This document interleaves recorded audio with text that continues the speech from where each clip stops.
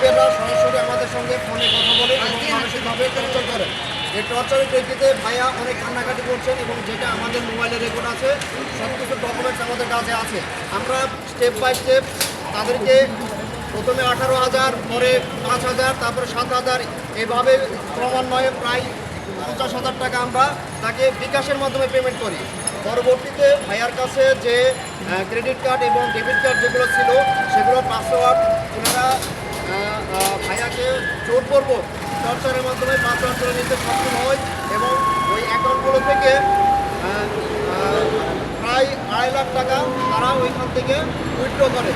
আমাদের কথা হচ্ছে যে আমরা সবাই টেক্সটাইল সেক্টরে সার্ভিস করি, আমরা সবাই টেক্সটাইল ইঞ্জিনিয়ার। আমাদের নিরাপত্তাটা কোথায়? আমরা যেখানে বাংলাদেশের সর্বোচ্চ বৈদেশিক মুদ্রা আমরা আমাদের এই সেক্টর থেকে অর্জন হয়, সেখানে আমাদের নিরাপত্তা যদি না থাকে সেক্ষেত্রে আমরা কেমনে এই সেক্টরকে সেবা করব? আমাদের বিশেষ আবেদন আর বিশেষ আবেদন হচ্ছে, আমরা পরবর্তীতে এখানে আইনের একটা অবহেলা আমরা দেখেছি। যে মুহূর্তে ভাইয়া খবর করে আমরা সঙ্গে সঙ্গে মোতাপাড়া থানায় যোগাযোগ করি। মোতাপাড়া থানায় যোগাযোগ করলে মাননীয় ওসি সাহেব বলেন যে এটা হচ্ছে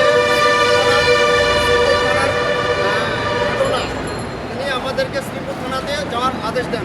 কিন্তু আমার কথা হচ্ছে, সেখানে আমরা ট্র্যাকিংয়ের মাধ্যমে লোকেশন পাইছি মোতাপাড়া ইউনিটে, সেখানে একজন ওসি ওনাকে উদ্ধার করার পরিবর্তে কেমনি আমাদেরকে ডিরেকশন দেয় যে শ্রীপুর থানায় যোগাযোগ করার জন্য।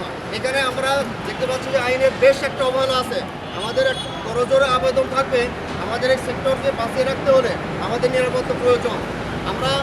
আমরা চাই যে সেক্টরগুলো আছে, বিশেষ করে গার্মেন্ট সেক্টর, যে নারায়ণগঞ্জ, গাজীপুর জোনগুলো আছে, এগুলোতে প্রায় এই ধরনের ঘটনা ঘটে আমরা দেখতে পাই। আমরা আইনের কাছে আমাদের একটাই মাননীয় সরকারের মাধ্যমে আমরা জানাতে চাই যে এই জায়গাগুলো চিহ্নিত করে কঠোর নিরাপত্তা দেওয়ার জন্য